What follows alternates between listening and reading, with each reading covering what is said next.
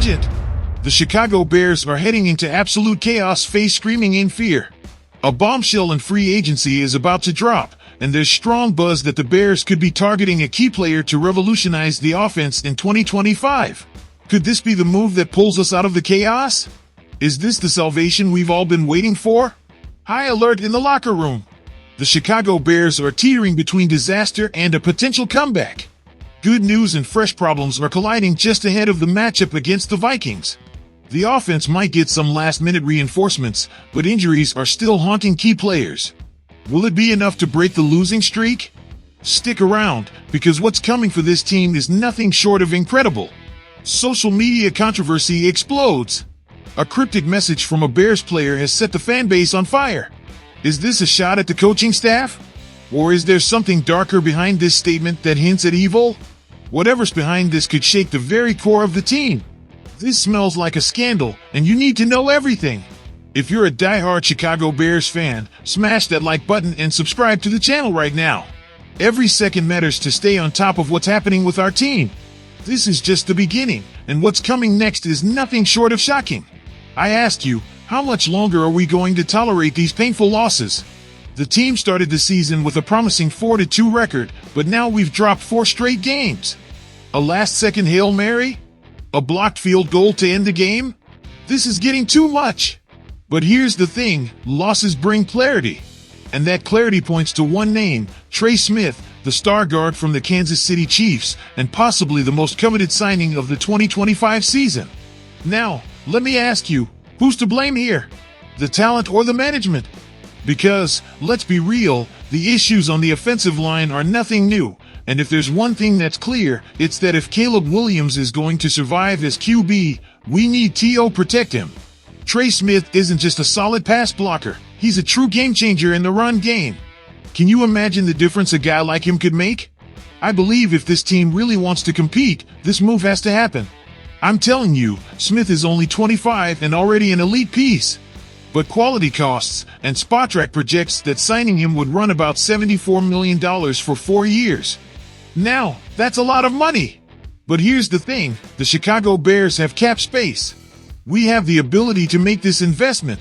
The question isn't whether we can afford it, but whether we're willing to make it. Why? Because this isn't just about money, it's about direction. Are we going to keep being a mediocre team, or are we going to make the necessary moves to build a true contender? I'm telling you this, Smith wouldn't just fill the obvious gaps at guard, he'd also send a clear message to the fans and the rest of the league. The Chicago Bears are building something real. Because, let's be honest, the holes don't end there. We need to cover both tackle spots too. This is a full offensive line rebuild. But it all starts with one key piece, and Trey Smith could be that piece. Now, I ask you, do you trust that Ryan Poles can make this masterstroke? Because so far, his decisions on the offensive line have left a lot to be desired. And there are no excuses here. If this team wants to protect Caleb Williams and give him a real shot at success, we need to make aggressive decisions. Chicago Bears fans, I'm telling you this, the future is in our hands. Trey Smith isn't just a guard, he's a culture changer, a step toward the greatness this team deserves. But I ask you, do you believe this team has what it takes to secure a signing of this caliber? Or will we continue to be a team that talks more than it acts? Keenan Allen in doubt? An unexpected blow. Here comes the drama. Keenan Allen, our reliable veteran, suddenly appears on the injury report with a twisted ankle. What's going on here? Matt Eberflus tells us it's not serious, but let me ask you, how many times have we heard that, only to end up seeing a player sidelined? Allen already missed 2 games this season due to an Achilles injury. Now, I believe that if he's not at 100%, facing the Vikings could become a major challenge. Good news with Swift and Jenkins? This could change the game. But wait, there's hope. DeAndre Swift, our star running back, fully participated in practice after dealing with a groin injury. And let me tell you, having Swift available isn't just a relief, it's a must. He himself says he's ready to play. Now I ask you, is it enough to have him on the field if he's not at full capacity? I think it is, because even at 80%, Swift is still a lethal weapon. And let's not forget about Tevin Jenkins. What a refreshing bit of news! After leaving last week's game with an injury, he now seems ready to bolster that offensive line. I'm telling you this, if we want to protect our QB and open up running lanes, Jenkins is essential. Who's out? Defensive adjustments needed. However, not everything is perfect. Ryan Bates and Elijah Hicks will be out, which forces us to rely on backups. Is this concerning? I don't think it's as bad as it seems. Jonathan Owens, stepping in for Hicks, has proven solid, and the return of Adrian Colbert adds some depth. But let me ask you, can this defensive unit keep up the pace and close the gaps against the Vikings? The big picture, are we ready or are we fooling ourselves? Overall, this is the healthiest we've been in weeks. I'm telling you, this should excite us. But let's not kid ourselves, folks, because even with all players on the field, facing Minnesota won't be easy. Now, here's my question. Do you trust that this offense, with Swift and Jenkins back, can land the final blow and bring us to victory? Here's something you can't ignore. Jaquan Brisker has set social media on fire with a post that left everyone speechless. What exactly did he say? Everything will come to light eventually. Evil never wins. What does that mean? Who is he talking to? Let's break this down together because this story has more layers than a good onion. First, let me tell you this. Brisker has been out since the win against the Panthers on November 6th, 6 games. And you know what? No one has given us a clear reason why it's taken so long to put him on the injured list. Doesn't that seem strange? I think there's more to this than they're letting on. This guy has had 3 concussions in 3 years. 3! Is that being handled the right way? Because I ask you, what's really going on inside the walls of Hallis Hall?